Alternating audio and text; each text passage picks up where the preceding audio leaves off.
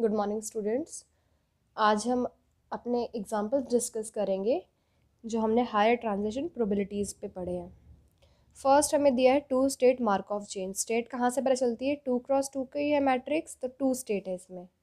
इसने दिया है जो ए है वो 0 से बड़ी टर्म है इसमें, और जो बी है वो 1 से छोटी टर्म है। इसका मतलब ये सारी कैसी है? पॉजिटिव है। वैसे भी प्रोबेबिलिटी हमेशा कैसी होनी चाहिए? Positive. The eigen values of P R. अगर आप इसकी आइगन वैल्यूज़ निकालेंगे इस मैट्रिक्स की, तो वो आएगी एक तो T1, एक दूसरी ये आ जाएगी T2। आप सॉल्व कर सकते हैं आइगन वैल्यूज़, तो माइनस लैम्डा करना है, फिर उस इक्वेशन को सॉल्व करना है। मैं यहाँ पे लिख भी देती हूँ।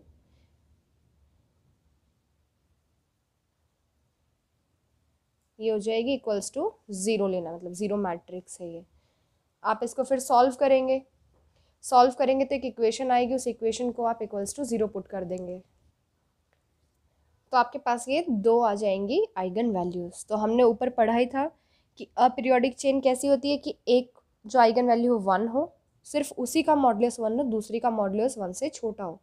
तो आप इस टर्म को चेक करें, बी कैसा है? 1 से छोटा है, तो ये पॉजिटिव है फिलहाल। ए कैसा है? वो 0 से भी छोटा है, तो इसका नहीं, ये पूरी टर्म ही कैसी है? पॉजिटिव है, लेकिन 1 में से माइनस हो रहा है ना कुछ, तो ये 1 से छोटी है। फिर आप निकालेंगे right eigen vector. Right eigen vector कैसे निकलता रहा? तो उसके लिए मैं बता देती हूँ आपको। ये देखिए ऐसे निकलता था राइट आइगन वेक्टर। आप पहले ये आपने 1 के लिए निकालोगे, क्योंकि दो आइगन वैल्यूज़ है तो दो आइगन वेक्टर आएंगे। -1 करोगे, डायगोनल में एक्स वाई रख दोगे, फिर आपको लास्ट में एक्स वाई की वैल्यू बतानी है। देखो ये दो इक्वेशन आई हैं। अब अगर आप इन इक्वेशंस को ऐसे करेंगे तो आपको x is equals to y आएगा। लेट कर लो x 1 है तो y भी क्या आएगा? 1 आएगा। तो मेरे पास आइगन राइट में था ना, देखो ये वाला, ये मैंने कहाँ रखा है इस आइगन वेक्टर को? राइट में। तो ये कैसा है? राइट आइगन वेक्टर है। अगर इसी को मैं लेफ्ट में रख के सॉल्व करूँगी, फिर एक्स वाई की वैल्यू आएगी, तो वो क्या बन जाएगा? Left eigen vector. दो आ जाएंगे, एक तो ये आएगा, दूसरा ये क्या है? दोनों आपके राइट। ये रुक जाओ एक second. Where this and this are corresponding left eigen vector corresponding to this and respectively given this. अब हम आगे क्या कह रहे हैं? हमारे लिए जो C1 था वो ये टर्म थी, तो C1 देखिए इसमें आ जाएगा यहाँ पे 1। ये जो आपका डार्कर शेड में लिखा है ये क्या होता है? वेक्टर होते हैं, इसको आपको सॉल्व करना होगा। तो अगर आप y1 डैश x1 निकालोगे तो y1 क्या है? 1 a b। ये कैसी मैट्रिक्स है? इसमें रो कितनी है? 1, कॉलम कितने हैं? 2। इसमें देखो कॉलम, रो 2 है, कॉलम 1 है, तो मल्टीप्लिकेशन पॉसिबल है क्योंकि इसकी जो कॉलम है इसकी रो दोनों इक्वल है। इसको सॉल्व करके क्या आएगा? 1 plus a by B. LCM ले लो तो क्या आएगा? b plus a by B. देखो यही टर्म आ गई है। ऐसे C2 निकाल लोगे, फिर इसने आगे ये दोनों भी निकाल ली हैं। ये दोनों निकालने के लिए देखो इसने ऐसे पुट किया, इसको आप सॉल्व करना चाहो सॉल्व कर लो। इसने आगे कहा है जो p वैल्यू थी, सेम जो हमने लास्ट एक्सरसाइज उसमें वीडियो में डिस्कस की थी, p की वैल्यू मैं दिखा भी देती हूँ यहाँ से। ये वाली थी, इसकी बात कर रहे हैं। तो देखो यहाँ पे हमें वैल्यू रखनी है, एक बार j को 1 रखना है पूरे में, एक बार j को 2 रखना है। 1 रखोगे तो क्या आएगा? T1 C1 X1 Y1 dash. T1 क्या है? 1 है। C1 की वैल्यू क्या है हमारे पास? C1 की वैल्यू अभी हमने निकाली है, ये है, वो भी रख देंगे। जैसे देखो यहाँ पे b है, फिर रखना है x1 इंटू y1 डैश। ये है ना x1 y1 डैश। इसमें क्या किया है? पूरी मैट्रिक्स को मल्टीप्लाई किया है b से और डिवाइड भी किया है। जब पूरे को मल्टीप्लाई एंड डिवाइड करोगे तो यहाँ पे क्या आएगा? b into B, b into B. ये वाले b तो कैंसिल हो गए, अब अंदर से ये बच गया है। तो मल्टीप्लिकेशन तो आ गई है, जो डिवीजन वाला था उसको बाहर लिख लो फिलहाल। इस मैट्रिक्स को क्या किया है? मल्टीप्लाई किया और डिवाइड किया बाय b, तो इस b से ये वाला b कैंसिल हो जाएगा। तो आपकी देखो टर्म क्या आ जाएगी, मैं दिखा देती हूँ जो बुक में लिखी थी, इसको रब करके ये बन जाएगी। ऐसे ही इधर किया है, फिर p की वैल्यू ये आई है, तो p n का मतलब क्या होता है? t की पावर n। तो जहाँ पे भी t था उसकी पावर n कर देंगे, n कर दिया, क्योंकि t यहाँ तो 1 है, यहाँ पे ये t था, इन्हीं की पावर n होनी थी, कर दी है। अब नेक्स्ट हमारा काम क्या होता रहा कि इस पर लिमिट अप्लाई करना। अब हम इस पर देखो लिमिट अप्लाई करेंगे, तो लिमिट अप्लाई करने के बाद जो ये सेकंड वाली टर्म थी, ये वाली, हमने कैसी बताई थी, मॉड इसका कैसा है, 1 से छोटा है। तो ये क्या बन जाएगी, जब इसकी पावर इन्फिनिटी होगी ये 0 को टेंड कर जाएगी, तो ये वाली टर्म पूरी क्या बन जाएगी, 0, सिर्फ ये आ जाएगी। तो देखो ये वाली टर्म ये बच गई, सिर्फ इसको आप अंदर मल्टीप्लाई कर दो, सबके पास मैट्रिक्स में मल्टीप्लाई कर दिया। फिर हम कह रहे हैं अगर as n tending to infinity limit of p i 1, column fix कर दिया, रो चेंज हो रही है। आई की जगह 1 रखोगे तो क्या आएगा, P11 ये वाला एलिमेंट, आई की जगह 2 रखोगे तो क्या आएगा, 2 1 ये वाला एलिमेंट। तो इसका वाला ये इसकी बात कर रहा है, ये किसको टेंड करेगा, B/A प्लस बी को, यही तो बन रहा है एलिमेंट, क्योंकि हमने कॉलम फिक्स कर दिया, रो चेंज कर रहे हैं। ऐसे ही PI2 क्या बनेगा, ये दोनों एलिमेंट। बाकी इसके एग्जाम्पल बिल्कुल सेम है, वो आगे आप खुद ट्राई करेंगे ये वाले। अब हम करेंगे पेज नंबर 81 के एग्जाम्पल्स। ये आपके जो मैंने आपको बताया था कि पीरियड क्या होता है, कैसे निकलता है, वही सेम उसी को डिस्कस करेंगे थ्रू एग्जाम्पल। अब हमने लेट किया है, एक मार्कऑफ चेन दी हुई है हमें, इसमें स्टेट है वो 4 है, 1 2 3 4। हमने अब इसके लिए एक ट्रांजिशन मैट्रिक्स भी दी हुई है, ये मैट्रिक्स है, इसका अगर हम यूज़ करके ग्राफ बनाएं, क्योंकि हमने पढ़ा था मार्कऑफ चेन एज ग्राफ। तो देखिए ये ग्राफ मैंने थोड़ा क्लियर भी बनाने की कोशिश की है यहाँ पे, अगर आपको समझ आ जाए। ये मैट्रिक्स दी है, इससे ग्राफ बनाया। यहाँ पे पहले आप लिख लेंगे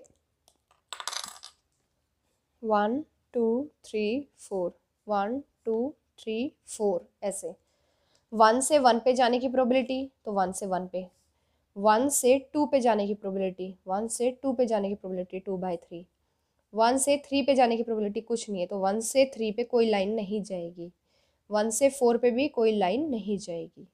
ऐसे ही करके ये पूरा ग्राफ बनाया है। अब इसने क्या कहा है कि ये मैट्रिक्स दी है, तो हमने पहले चेक किया F331 कितना है। F331 का मतलब क्या है, जब हम 3 से 3 पे एक पहली बार मतलब आ रहे हैं, 3 से 3 पे फर्स्ट टाइम, 3 से 3 पे, तो ये वाली प्रोबेबिलिटी है। तो कितना आ गया आंसर, 1/2। फिर ये कह रहा है इन 1 स्टेप, इसका मतलब क्या है, 1 स्टेप में, एक ही स्टेप में। तो 3 से, मैं ग्राफ दिखाती रहती हूँ साथ साथ में आपको,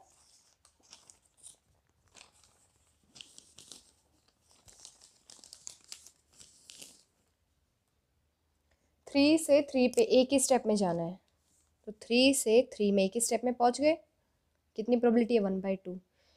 अब हमें देखना है F332, इसका मैं देख नीचे यहाँ पे दिखा रही हूँ मैं आपको, इसका क्या मतलब है, 3 से 3 पे जाना है 2 स्टेप में। अब देखते हैं कहाँ से हम आ सकते हैं।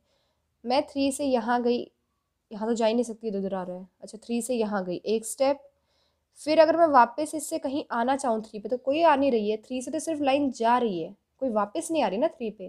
तो मैं 3 से जा तो सकती हूँ, लेकिन वापस 3 पे नहीं आ सकती हूँ 2 स्टेप के लिए, क्योंकि मुझे क्या चाहिए था कि 3 से जाऊँ मैं, पहले कहीं और जाऊँ और फिर मैं वापस वहाँ से 3 पे आ जाऊँ। लेकिन यहाँ पे ऐसा कोई पॉसिबल केस नहीं दिख रहा है। 3 से अगर मैं इधर चली गई हूँ तो वापस नहीं आ पा रही हूँ, तो इसलिए 3 पे क्या हो रहा है, देखो F33 इन 2 स्टेप क्या बन जाएगा, 0। ऐसे ही अगर मैं 3 जब 2 स्टेप में नहीं जा रही हूँ तो 3 में कहाँ से चली जाऊँगी, तो करते करते सारे क्या बनेंगे आगे, 0, कि F33 सिर्फ एक 1 के लिए तो 1/2 है, बाकी सब के लिए क्या है, 0। तो कैपिटल F33 क्या होता है, इन सब का सम होता है, तो वो क्या आ जाएगा, 1/2 plus 0 plus 0 plus 0 plus up to सॉन 0, तो क्या हो जाएगा, 1/2 आ जाएगा। तो इसका मतलब जो स्टेट 3 है वो क्या है, ट्रांजिएंट है।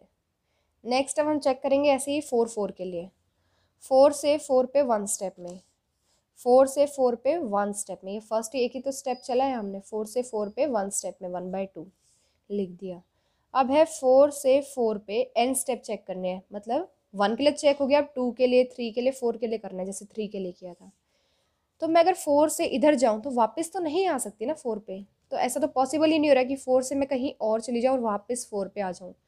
तो इसका मतलब यहाँ पे भी जो 2 होगा, n की जगह 3 होगा, सब क्या बनेंगे, 0। तो इसका मतलब जो कैपिटल F44 होगा वो क्या हो जाएगा, इन सब का सम, तो वो भी क्या बनेगा, 1/2। तो इसका मतलब जो स्टेट 4 है वो भी क्या है, ट्रांजिएंट है। अब मैंने चेक किया है यहाँ पे F11 1 स्टेप में क्या है, 1/3 है। अभी तो 3 और 4 की बात की थी, ऐसे ही आप 1 का चेक करेंगे। 1 का किया तो इसमें देखो 2 आ गई है, 1 स्टेप में भी कुछ प्रोबेबिलिटी आई है और 2 स्टेप में भी कुछ आ गई है प्रोबेबिलिटी। तो इसका मतलब ये वाली स्टेट अगर मैं इसका चेक करूँ तो ट्रांजिएंट तो है नहीं, क्योंकि हमने क्या कहा था 1/2 के लिए था ये, मतलब एक ही प्रोबेबिलिटी थी उसमें, बाकी स्टेप्स में नहीं थी। अगर ये प्रोबेबिलिटी 1 से बड़ी होती है, 1 की छोटी हो, आप ऐसा ले लें, अगर 1 से छोटी होती है जब कैपिटल F वाली, तो हम क्या कहते हैं, ट्रांजिएंट कहते हैं। लेकिन अगर ये 1 या 1 से बड़ी हो तो हम उसको ट्रांजिएंट नहीं कहते हैं, हम उसको क्या कहते हैं, परसिस्टेंट। अगर ये प्रोबेबिलिटी 1 से छोटी हो तो ट्रांजिएंट, अगर 1 या 1 से बड़ी हो तो परसिस्टेंट। फिर अब हम निकालेंगे μ11, क्योंकि अब हम फर्स्ट टू फर्स्ट की बात कर रहे हैं। μ11 होता क्या है फॉर्मूला, तो देखिए मैंने आपको इससे पहले वाली थ्योरम है, यहाँ से बता देती हूँ, पेज नंबर 80 पे ही है। लेट मी चेक, ये रही, JK के लिए है, और पेज नंबर 81 पे इसने बिल्कुल सेम कर दिया है JJ के लिए। अब हमें किसके लिए चाहिए, 1 के लिए, तो इसमें रख दो 1 J की जगह, क्या बन जाएगा, μ11 summation n is equals to 1। हमें कहाँ तक देखना है वो हम बाद में देखते हैं। n आएगा पहले तो मल्टीप्लिकेशन में, फिर f, j की जगह 1 रखा तो 1 n बन जाएगा। इतना ठीक है। अब हमारे पास जो आती है इसमें टर्म n का, उसका देखते हैं। देखो कहाँ तक हुआ है, F11 में 1 स्टेप 2 स्टेप, तो ये ही हमारे n है, इससे आगे वाले तो है ही नहीं, बस ये 2 ही हैं। तो n1 और 2 यहाँ तक जाएगा। तो आप इसको जब खोल के लिखोगे तो क्या आएगा, एक बार n की जगह 1 रख दो, F111 प्लस 2, ये 2 ये वाला है, इनटू F112। अब इन दोनों की वैल्यूज़ तो हमें पता ही है, F111 की क्या है 1/3, वो पुट कर दो, F112 की वैल्यू है 2/3, वो यहाँ पुट कर दो। तो जब हम ये पुट कर देंगे तो देखो 5/3 आ गया है। तो स्टेट 1 कैसी आ गई है, नॉन नल परसिस्टेंट। अब ऐसा क्यों लिखा मैंने, ये नॉन नल परसिस्टेंट का मुझे कहाँ से पता चला, जो हमारा ये म्यू आता है μii, अगर ये फाइनाइट होता है तो क्या होती है स्टेट, नॉन नल परसिस्टेंट। अगर ये आ जाता है इन्फानाइट, इन्फिनिटी आ जाए, तो क्या आ जाएगा, ये नल, नॉन वर्ड हट जाएगा, नल परसिस्टेंट आ जाएगा। तो ये फाइनाइट था, इसलिए हम क्या लिख देंगे, फाइनाइट कैसे पता चला, 5/3 एक फाइनाइट टर्म है, μ11 फाइनाइट आ गया, तो इसलिए क्या बन गया है, नॉन नल परसिस्टेंट। अब हम देख रहे हैं कि जो P11 है, यहीं से पता चल रहा है P11 ये कैसा है, 1/3, दैट मीन्स ग्रेटर देन 0। तो हम लिख रहे हैं यहाँ से, so that the state 1 is aperiodic. मुझे अभी अपीरियोडिक कहाँ से पता चलेगा, ये हमने लास्ट वीडियो में डिस्कस किया था, मैं वो एग्जाम्पल भी आपको दिखा देती हूँ। देखिए जब हमने कहा था ये DI, जो ये होता है GCD वाला, अगर ये आ जाए 1 तो हम क्या कह देते हैं, अपीरियोडिक। तो जब आप ये निकालेंगे इसका GCD स्टेट 1 का, तो वो क्या आएगा, 1 ही आएगा, इसलिए हम क्या लिख रहे हैं, अपीरियोडिक। फिर हमने कहा था कि जो स्टेट अपीरियोडिक हो और नल परसिस्टेंट हो, देखो ये वाली लाइन, जो स्टेट, अब विजिबल होगा, जो स्टेट नॉन नल हो, नॉन नल परसिस्टेंट, जो अभी हमने कहा है स्टेट 1 कैसी है, नॉन नल परसिस्टेंट, और साथ में अपीरियोडिक भी हो, तो उस स्टेट को हम क्या कह देंगे, एगॉर्डिक। देखिए ये रहे यहाँ पे एगॉर्डिक। जो स्टेट नॉन नल परसिस्टेंट हो और साथ में अपीरियोडिक भी हो, उसको हम क्या कह देते हैं, एर्गोडिक। अब ये अपीरियोडिक निकालने का काम आपका रहेगा, क्यों, क्योंकि मैंने आपको लास्ट वीडियो में करके दिखाया था कि अगर हमें एक ट्रांजिशन प्रोबेबिलिटी मैट्रिक्स P दी है, हम P² P³ ऐसे निकाले थे P4 तक, फिर हमने चेक किया था स्टेट 3 कैसी है, पीरियड क्या है उसका, तो हम देखते थे जो एलिमेंट है जिसकी हम बात कर रहे हैं वो नॉन ज़ीरो होना चाहिए, तो वो स्टेट 2 में, 3 में, 4 में था। इन ट्रांजिशन में क्या था, नॉन ज़ीरो, तो इनका ही GCD लेना है, 2 का GCD 3 के साथ और 4 के साथ, तो क्या आ गया 1। और जिसका GCD 1 आ जाए वो स्टेट कैसी बन जाती है, अपीरियोडिक। अब ऐसे ही आप स्टेट 2 के लिए चेक करोगे, स्टेट 2 के लिए देखो क्या था, F22 1 स्टेप में 0 है, क्यों है, ये देखिए यहाँ से, क्या हम 2 से 2 पे जा सकते हैं एक ही स्टेप में, नहीं, या तो हम पहले यहाँ जाए, एक स्टेप हो गया, फिर यहाँ आए, ये 2 स्टेप में आ रहा है ना, 1 से 1 का मतलब यहाँ पे बना होता लूप, तो इसका मतलब F22 इन 1 स्टेप इज 0। फिर क्या इसने F22 इन 2 स्टेप, वो हम देख लेते हैं कैसे आएगा, F22 इन 2 स्टेप, तो पहले यहाँ गए 1, इसकी प्रोबेबिलिटी, फिर हम गए हैं 1 से वापस 2 पे, हमें 2 से 2 पे जाना है 2 स्टेप में, 1 स्टेप 2 स्टेप, दोनों की प्रोबेबिलिटी का क्या कर देंगे, मल्टीप्लिकेशन, ये आ गया। ऐसे ही 3 स्टेप, 3 स्टेप के लिए क्या करोगे, 1 स्टेप 2 स्टेप 3 स्टेप, फिर से बता रही हूँ मैं, 1 स्टेप 2 स्टेप 3 स्टेप। अब इन तीनों की प्रोबेबिलिटी को क्या कर दोगे, मल्टीप्लाई। ऐसे ही आप निकालोगे आगे वाला ये तो आपको देखो एक फॉर्मूला बनता दिख रहा है कि ये 1 और 2/3 फिक्स है, सिर्फ ये बीच में जो 1/3 है ये इसकी पावर बढ़ रही है। तो एफ एन में कितना आ जाएगा, जब 4 थी तो यहाँ 2 आया है, तो एन में कितना आ जाएगा, n-2 आ जाएगा। और कैपिटल F22 क्या होता है, इन सब का समेशन, मतलब इन सबको ऐड करना होता है, तो इनको ऐड करके ये बन गया है। अब जिसका हमने कहा था कैपिटल F 1 या 1 से बड़ा होता है, स्टेट कैसी होती है, परसिस्टेंट। तो ये जो स्टेट 2 है ये कैसी आ गई, परसिस्टेंट। अब आप इसका म्यू निकालेंगे, म्यू कैसा आ जाएगा, ये सिंप्लीफिकेशन आप खुद चेक करेंगे क्योंकि मैंने पहले आपको बता दिया है इजी वे में, जो अभी अभी बताई थी स्टेट 1 के लिए। आप करके देख ले, डाउट आए तो फिर मुझे आप बता देना। इसमें ये आ गई है 5/2, ये कैसा है, फाइनाइट है। फाइनाइट है इसका मतलब कैसी स्टेट है, नॉन नल परसिस्टेंट स्टेट है। और पीरियोडिक भी आएगी, पीरियोडिक आप खुद चेक करेंगे। तो जो स्टेट नॉन नल परसिस्टेंट है और साथ में अपीरियोडिक हो उसको हम क्या कह रहे थे, एर्डिगो। तो हम इसको क्या कह देंगे कि ये स्टेट ये आ गई है। तो ऐसे ही आप आगे की निकाल सकते हैं। तो आज आप यही पढ़ेंगे, बाकी हम नेक्स्ट वीडियो में डिस्कस करेंगे। उसके साथ आप एक काम करना कि ये वाला जो एग्जांपल है 4th B पेज नंबर 82 पे, ये सेम है। एक बार आप इसका ग्राफ भी खुद बना के देखें और इसकी फिर स्टेट्स निकाल के देखें कि आपको पता चल रहा है नहीं पता चल रहा है, सॉल्व करनी आ रही है नहीं आ रही है।